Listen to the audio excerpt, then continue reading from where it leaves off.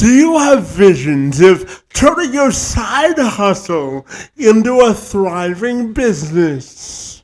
Do you believe that your full-time job is holding you back from exploring this and its full potential? Before you answer that question, here's the statistical data that will help you make an informed decision. According to my friends at GOBankingRates.com and Yahoo Finance, they report that many Americans dream of leaving their full-time 9-to-5 grind to start their own business. In fact, a recent survey revealed that 59% of Americans would consider launching their own businesses if they had the chance. Additionally, 32% of Americans said that they expressed an interest in starting a business within the next 6 to 12 months. However, it's also interesting to note that approximately only 6% of people are self-employed in the United States. For my friend David Little, he bet on himself and took a leap of faith that his side hustle would work, so much so that he could make a seamless transition into entrepreneurship. And that, my friends, is exactly what he did. Little is an entrepreneur and the co-founder of Crown Capital Resources, which focuses on lending in the real estate market. He made the leap and bet on himself after a full career that was successful in the engineering field. For years, he dedicated his nights and weekends to building his business, while also juggling the demands of a full-time job and a young family. He says through persistence, strategic planning, and an unwavering work ethic that success ultimately came his way, and now he can live his best life both in and outside of the office. He's also a girl dad of 2 adorable little girls, and he's here today to talk about family, juggling, running a business, to provide insights and actionable advice, starting a business while employed, overcoming obstacles, and navigating the leap full-time into entrepreneurship. He says his goal is to show others the importance of pursuing their passion and purpose, and with the right mindset and dedication, that anything is achievable. And Little joined me this week to tell me more. I'm Kevin McShann, and let's have this conversation.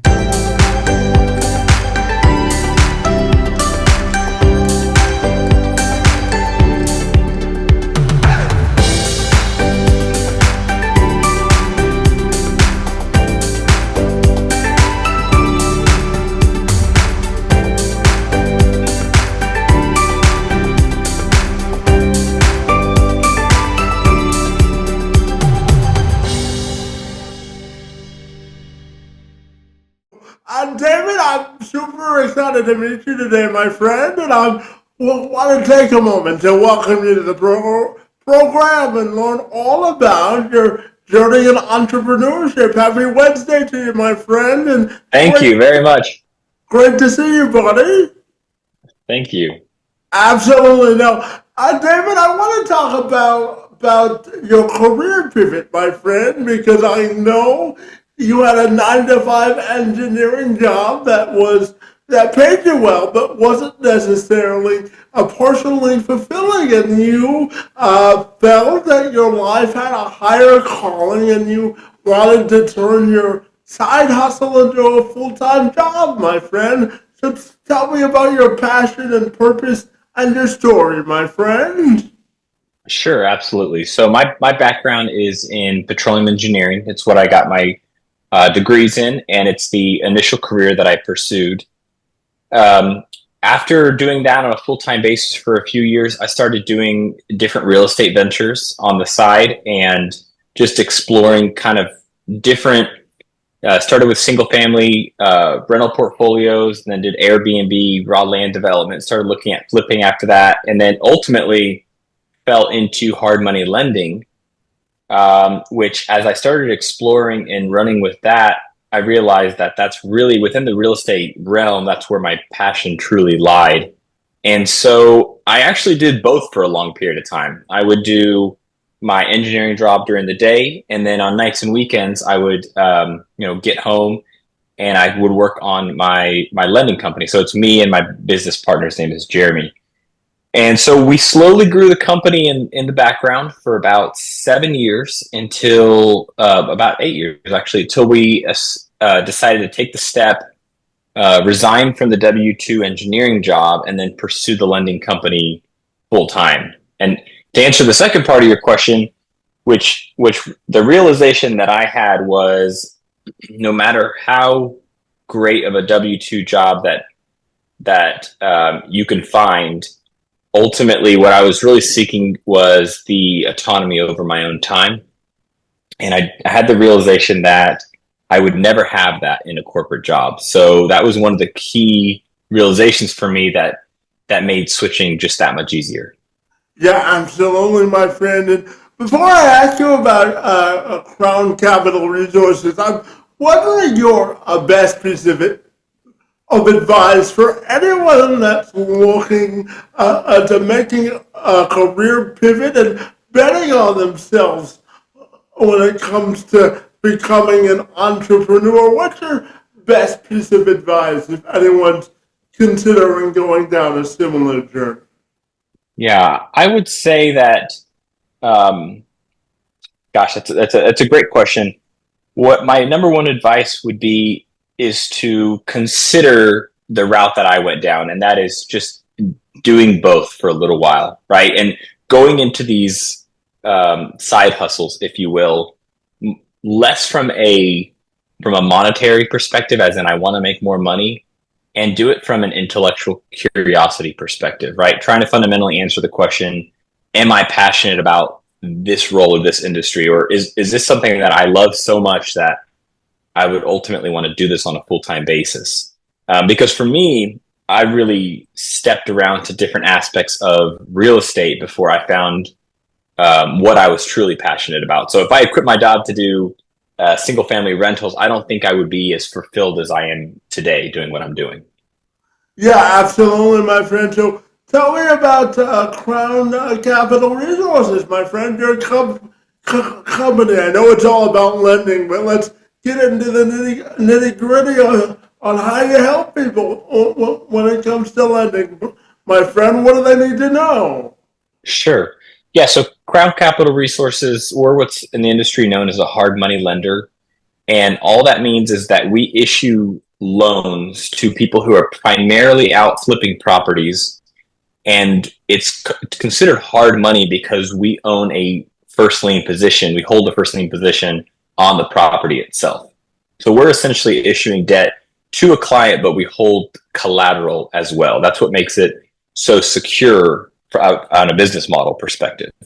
Um, Now, the lending space is absolutely huge, right? It's a huge spectrum. And on the very far left-hand side, you have almost handshake agreements. Think wealthy individuals who know somebody who's doing real estate and they're willing to lend them money.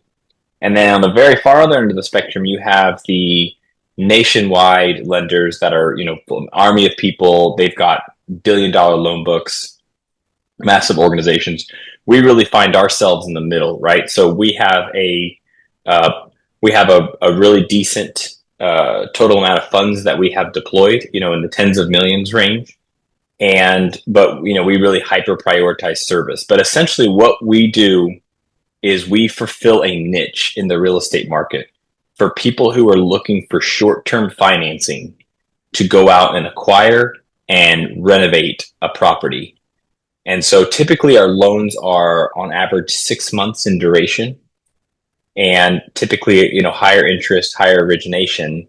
But having our capital allows real estate flippers to go out and really magnify the total amount of work that they're going to do over an annual period with approximately the same cash flow as if they were self-funding.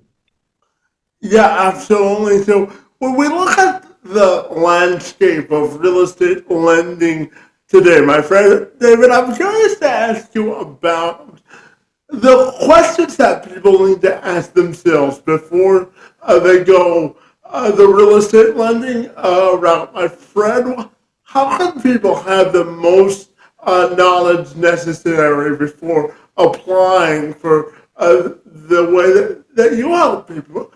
What do they need to know, my friend? Yeah, so I would get in touch with a local lender if you're interested. And what you want to do is you want to present them with a particular property and take a look at and have them spell out for you a term sheet. Once you get that term sheet, I would walk through with the lender line by line what every charge is and means, if there are any prepayment penalties, if there are any draw fees, anything like that you might need to know. And it's very important to understand, what's at risk as well, because, you're going to come down as a flipper and you're going to put money into this deal yourself. The hard money lender is going to supplement that capital to allow you to fund the property. But, the risks for you as the flipper as well is if you miss an interest payment or if you're not managing your capital well, that lender can take possession of that property. So I would just say, initially getting hyper educated, the easiest resources are podcasts like this and YouTube videos to understand the overall dynamics of lending and what that looks like. And then fine tuning it a little bit is getting together one-on-one with a local lender and figuring out, hey, what are the points and fee structure and what does this actually look like in practice? Yeah, absolutely. And David, I know you're someone that likes to live a life of balance between work and your family life, my friend. So I'm curious, as you were building your business, what's the one thing you learned about yourself and about the importance about balance and a family life, my friend? How do you juggle it as an entrepreneur, in your opinion? Yeah, that's a great question. The drug of being an entrepreneur is that, and when you own your own business, is that there's truly a never-ending to-do list of things. And if you really did want to work 80 to 100 hours, you could do so every single week into perpetuity. And so what I've challenged myself to do is, and what I tell myself in my head is, with my family, my default answer is yes. Right. And so if my wife comes to me and says, hey, do you want to go have lunch with our daughter at her school? My default answer is yes, unless there's a really big critical, conflict at work that I can't.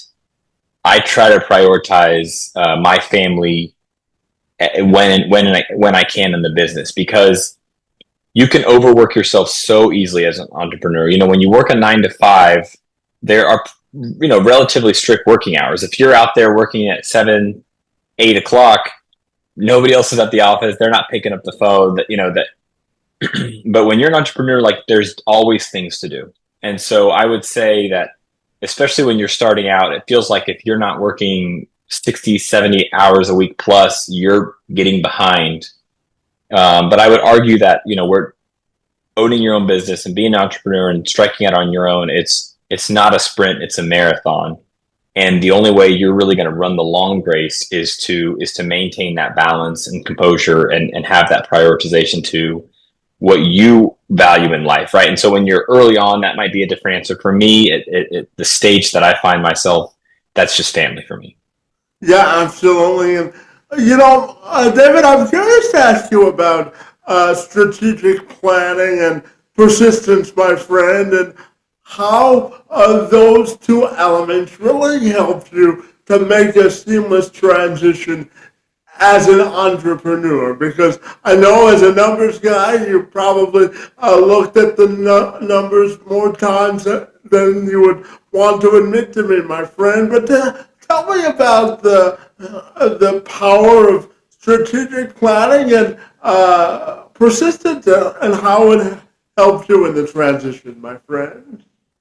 Yeah. So from a planning perspective, I guess I could talk through, how I saw the transition from the W-2 to pursuing this side venture full time.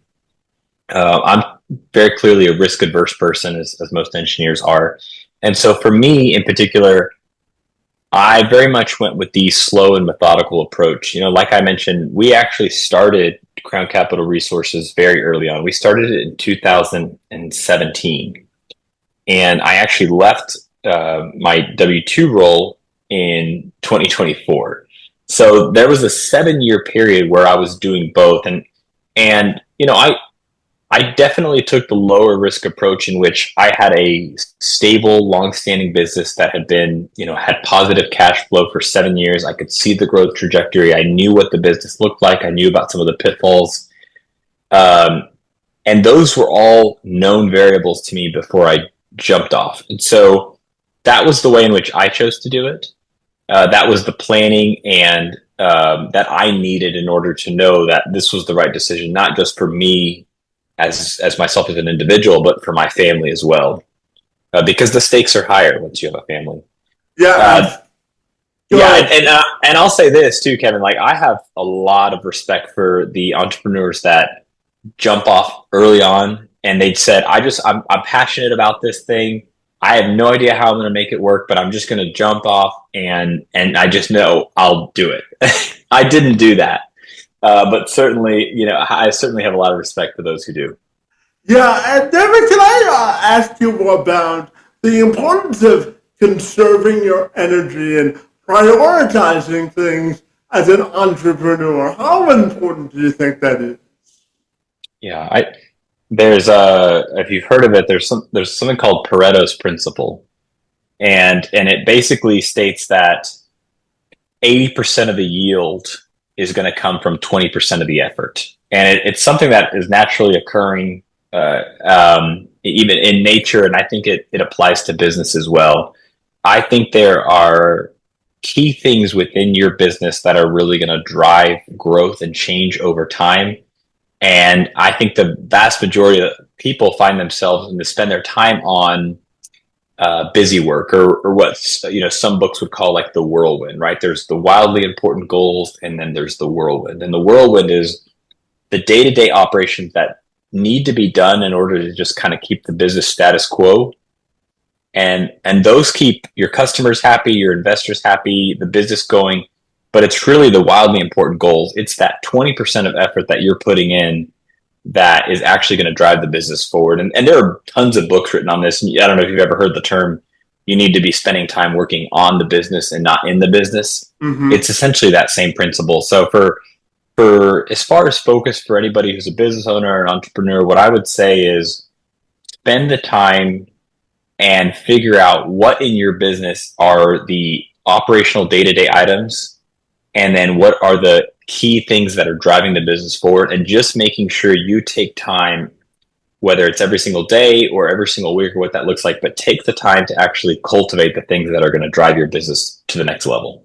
Yeah, absolutely. And David, I'm also curious to ask you about overcoming obstacles, navigating the shift to full-time entrepreneurship, and how uncertain times as an entrepreneur, how do you get over those after having a full-time paycheck for those who are coming from a second career? What's the key to overcoming those obstacles and making sure that your entrepreneurship journey can be a success? My friend, what are your thoughts there?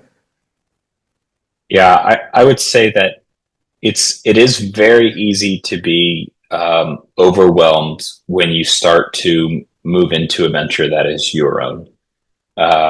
You're not part of a large corporation. The buck stops with you, and so there's a lot more personal accountability, and with that comes uncertainty and What I would say is if you find yourself in a place where you're really struggling, uh, an exercise that has helped me in the past is to sit down with a piece of paper, highlight exactly what the problem that you're facing is, write out the things that you cannot control, and then write out the things that you can control. And then essentially take that list of things that you can control and figure out what are my actionable items on how I can tackle this. Because a lot of the times I think that inaction, that is just not doing anything, is really what magnifies the stress with a lot of business owners. Yeah, absolutely. And David, you said that you're on a mission to help entrepreneurs understand with the right mindset and dedication, they can pursue their dreams, my friend. So tell me about that mission, how it's going, and why mentoring other entrepreneurs is important to you, my friend. Yeah, I think for me personally, I didn't have a lot of that mentorship early on. And so it's just a way of giving back for me. And yeah, I'm very interested. What I'm actively doing about it now is I'm trying to be a guest to several different podcasts like yours, Kevin, today. And in addition to that, I'm actually reaching back out to A&M University, the university where I got my engineering degree, and reaching out to a few of their organizations and seeing if I could be a guest speaker sometime in 2025. So I'd love to go out there and just tell my story. And if there's students in the crowd who are maybe thinking that they want to move outside of a W-2 one day, or maybe just have questions or just want to bounce ideas off somebody, I'd just like to be a resource to them.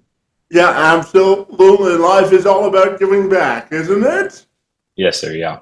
Absolutely. And my friend, I'm curious to get your thoughts on your definition of a growth mindset in business. What does that mean to you, my friend? Yeah, I have maybe a peculiar type of definition for this. I think that a growth mindset is thinking in terms of abundance, not scarcity. And so you will find as you are in different businesses that people who have a zero sum mentality, it's what I call zero sum mentality, and that is ultimately a scarcity mindset in which, in order for me to get ahead, you need to get behind. Right? That's essentially the finite mindset. The growth mindset says no, there is abundance, and that within business there's synergy. We can all grow richer and have more wisdom and more knowledgeable together. And you and I getting together ultimately is going to be a win for both of us. And so I always think of myself and saying, like, the world doesn't work in saying, in order for me to get ahead, you need to get behind. The world more so works as in, my effort onefold and your effort onefold actually equals three times the effort and three times the yield. So that would be number one. And then number two, just I think that the idea that when you go into business, like I mentioned earlier, this is a marathon. This is a multi-decade venture, and you don't have to race to get to your goals. You don't have to hit your goals in 18 months. You just have to be smart and strategically grow over time. And instead of having the goal as I want to make this amount of money, those are actually really terrible goals.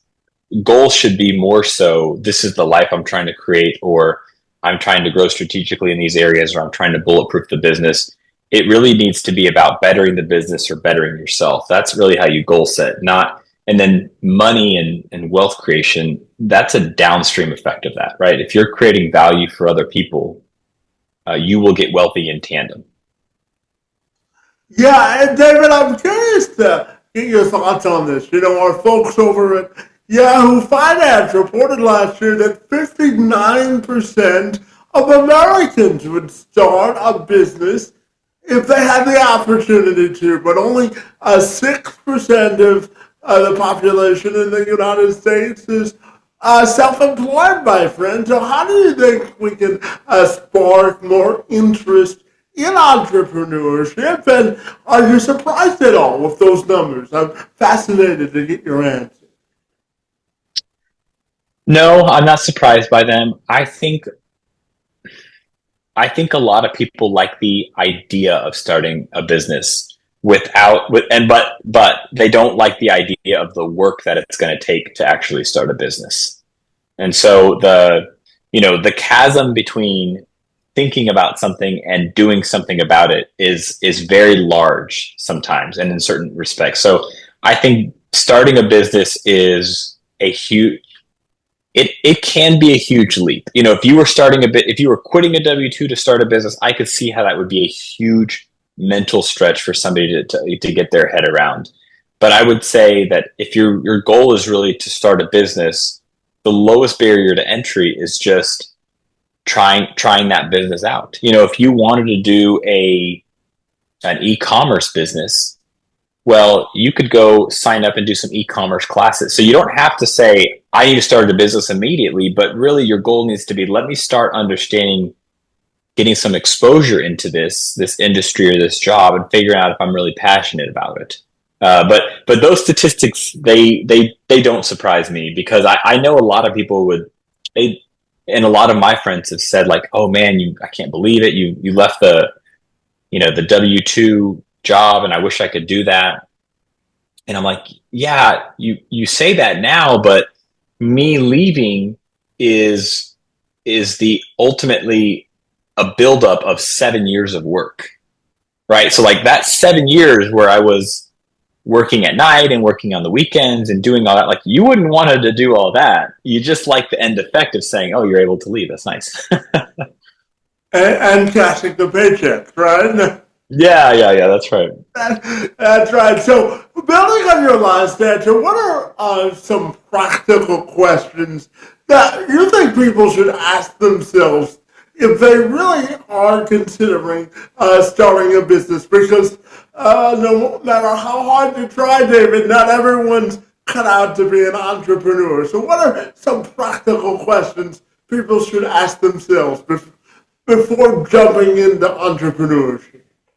Yeah, I think it centers around two questions in my opinion. The first of which is, am I passionate about this? Right? Is this something where when I wake up every single morning, I'm excited to go to work?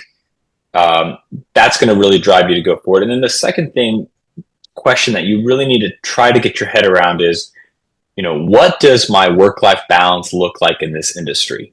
Right? And so like a great example, a case in point, would be owning a restaurant. People go out to restaurants and they have a great time. They have a lot of positive memories of owning a restaurant. Of attending a restaurant, eating at a restaurant, maybe having an event at a restaurant. However, being a restaurant business owner is not that experience at all. It's 7 days a week. It's weekends. It's hard work. And so, that might be the thing where you try to figure out, what does this work-life balance actually look like? Putting yourself in a position to meet restaurant business owners and asking them those questions like, hey, you own 2 restaurants. What does life look like? And if they turn around and say, well, I work 7 days a week and I work 90-hour weeks, and it may not be the work-life balance that you're ultimately seeking. So those would be the 2 things you need to answer for yourself. Am I passionate? And then what does my work life look like in this industry? Yeah, I'm also curious to ask you about support systems in business in terms of family supports, because I know, David, that you're married with 2 kids. So I'm curious, how do you conduct or maintain a healthy marriage as an entrepreneur? What are your thoughts there? For me, this is probably a different answer for every business owner, but for me, honestly, it is just, like I mentioned previously, my default is yes with my family. Instead of looking for reasons to say no, instead of having my default say, no, I'm sorry, I really can't attend that, or I can't go to my kids, so-and-so, my default is always, yes, I'm going to make it. And then if there has to be something big going on with work, that is going to change my mind on that. So it's really, for me, it's as simple as just prioritizing my family over the job, right? Because you have to know, as a business owner, that to-do list for you is never ending. And so even if you get ahead on 5 more items today, like, the list just got bigger tomorrow. So, getting your head around prioritizing what the most important things in the business are, and then prioritizing your family to, to always put them first and put them ahead of like, standard business obligations. I think that's what's particularly worked for me. If you can strike that balance, and it's very tough as a business owner, but if you can strike that balance, it is a very fulfilling journey because you have autonomy over your own time, right? Because so like if, as an example, today it was my daughter's birthday and we went to school and had lunch with her. The nice thing as a business owner is I didn't have to ask anybody if I could go do that. I was able to have the autonomy to make that decision myself. But the pitfall is, oh my gosh, there's nobody at the office doing the work, so maybe I just need to stay at the office. And so that's what's worked for me is just the prioritization. Yeah, I always say that we make time for the things in life we prioritize, right? Yes, I say that too. There's no such thing as I don't have enough time. The real statement is it's not a priority to me. Yeah, that's an interesting way of looking at it, my friend.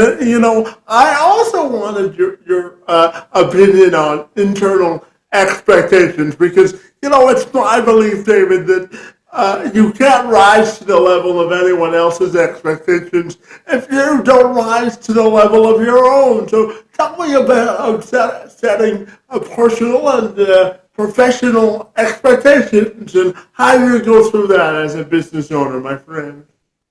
Yeah, I actually go through towards the end of every year some pretty exhaustive goal setting for myself, personally and professionally. And I follow a Patrick Lencioni model. It's a bit of a mix between Patrick Lencioni and kind of an EOS type system, popularized by the book Traction.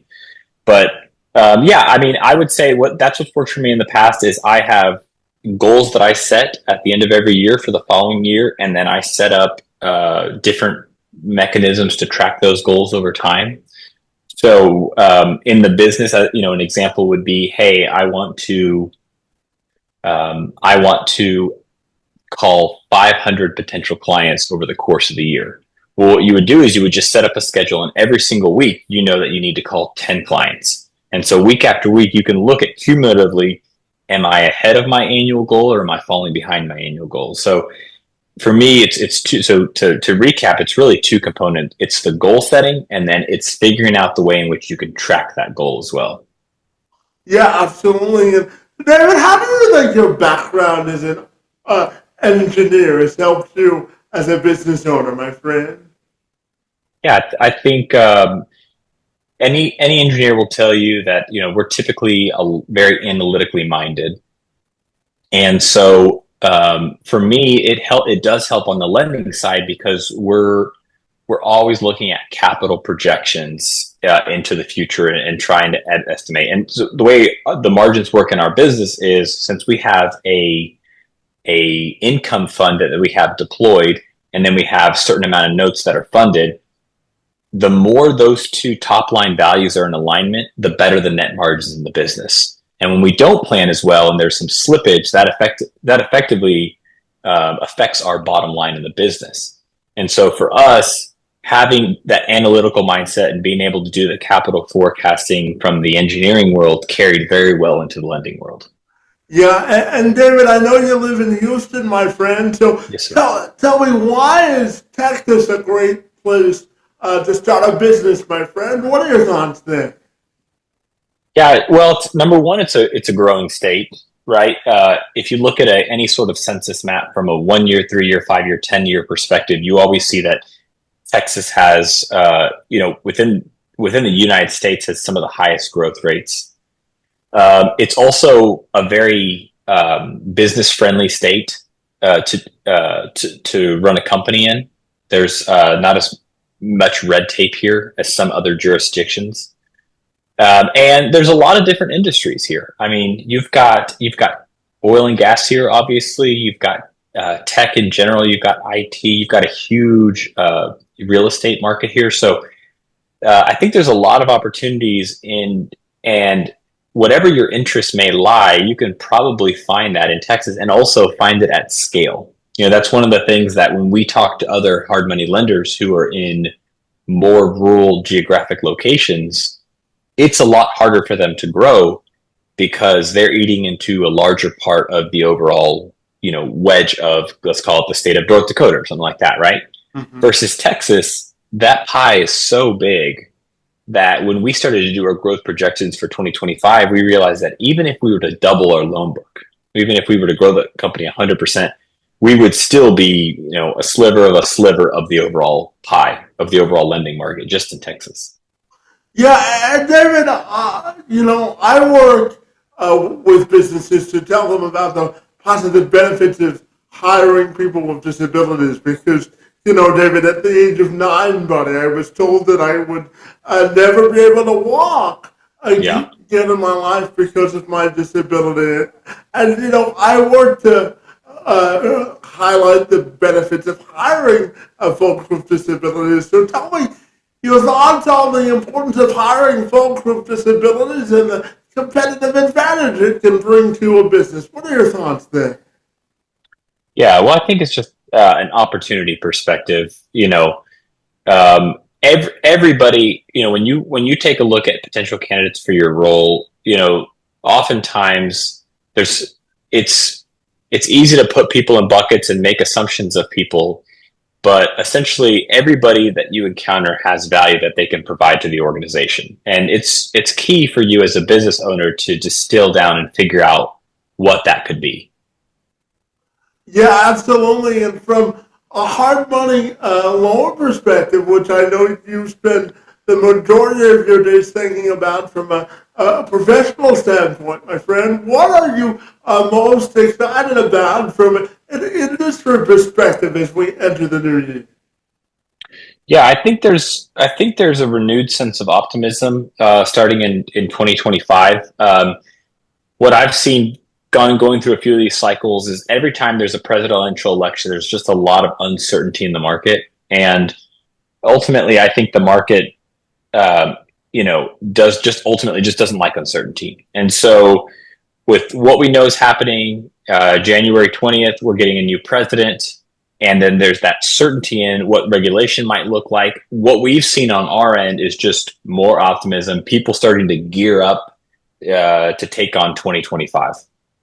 Yeah, absolutely. And David, I've got two questions left for you. The first, my Sure. friend, is I know that you're a dad to two daughters, my friend. So tell me, what's the best part about being a girl dad, my friend? Um, yeah, for me, I don't know. Having kids is just is just the greatest thing that you can do. In your life. I think it's one of those things that when you look back and you look at all the accomplishments of whether it was building a business or having a successful career or doing this, like, the spouse that you married and the kids that you had are going to be some of the things that you're most fond of. So for me, these two girls have, yeah, they are just, they mean so much to me. They soften me. They are such sweet children, and I'm just lucky to have them. Yeah, they put life in perspective, I'm sure, Yes, right? sir. That's right. That's a good way to put it. Absolutely. And, David, I'm going to end on this question. And Sure. I'm a big believer in the power of self reflection, my friend, and building on legacies now and into the future, my friend. So when you look at your life and your legacy, how do you want that to be defined from a personal and professional standpoint? What are your thoughts there, my friend? Wow, that's a deep question. That's why Um, I left it to the end. That's that's probably a question I could sit and think on for a few hours. I guess off the cuff, on a business perspective, I would want people to um, know that I always did business with good intentions and worked ethically and created value for my clients, my investors, and everyone who essentially was touched by my business, everyone across the board. Um, from a personal perspective, I guess from my wife, it would be, you know, somebody who valued her and respected her and trusted her, and somebody who we grew a life together. And for my daughters, I guess it would be um, just oh gosh, continuing to live up to the superhero that they think I am at 2 years old, 6 years old. When you give them away at their weddings, my friend, I'm sure that will bring things full circle, right? Yeah. Yes, sir. Yeah. Yeah. Right. Absolutely. And my friend, finally, tell me if people want to get connected with Crown Capital Resources or yourself personally, what's the best way they can do that? Sure thing. Our website is such, just crowncapitalresources.com. And then my personal email in my business is David at crowncapitalresources.com. And yeah, I'd love to be a resource for anybody who just wants to reach out with any general questions about lending or how they could get connected, or just to pick my brain on the industry in general. Well, fantastic, my friend. I want to thank you for engaging in conversation with me, my friend. I think you're doing great work in the lending space, my friend. And it was a privilege to spend a few minutes with you, my friend. Thanks for being here and thanks for the time. It's most appreciated. Thank you for having me on, Kevin. I appreciate your time as well.